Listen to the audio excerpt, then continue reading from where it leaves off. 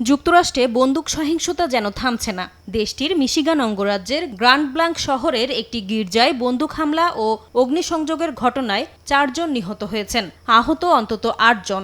এ সময় পুলিশের গুলিতে হামলাকারীর মৃত্যু হয়। হতাহতের সংখ্যা আরও বাড়তে পারে বলে আশঙ্কা করছে স্থানীয় প্রশাসন।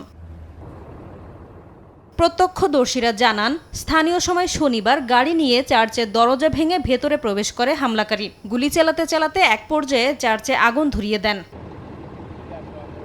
খবর পাওয়ার পরপরই ঘটনাস্থলে যায় আইনশৃঙ্খলা বাহিনী। এ সময় বন্দুকযুদ্ধে হামলাকারীর মৃত্যু হয় বলেও জানায় গ্র্যান্ড ব্লাঙ্কার শহরের পুলিশ প্রধান। তার পরিচয় শনাক্ত হয়েছে উল্লেখ করে জানান, 40 বছর বয়সী থমাস জ্যাকব সাবেক মার্কিন সেনা সদস্য ছিলেন। ঘটনার তদন্তে 100 FBI এজেন্ট নিয়োগ দেওয়া হয়েছে। এদিকে সামাজিক যোগাযোগ মাধ্যমে দেয়া এক পোস্টে এটাকে ভয়াবহ ঘটনা উল্লেখ করেছেন মার্কিন প্রেসিডেন্ট ডোনাল্ড ট্রাম্প। এটিকে খ্রিস্টান ধর্মাবলম্বীদের লক্ষ্য করে আরেকটি হামলা বলেও মন্তব্য করেন তিনি। এর আগে যুক্তরাষ্ট্রের নর্থ ক্যারোলাইনার সাউথ পোর্টে বন্দুকধারীদের গুলিতে 3 জন নিহত হন। নদী তীরবর্তী এক রেস্টুরেন্টে এ ঘটনা ঘটে। এতে আহত হন 8 জন। ইন্টারকোস্টাল ওয়াটারওয়েতে ভাসমান একটি নৌকা থেকে গুলি চালানো হয় বলেও জানায় পুলিশ। এ ঘটনায় সন্দেহভাজন একজনকে আটক করা হয়েছে। জারি করা হয়েছে বাড়তি সতর্কতা।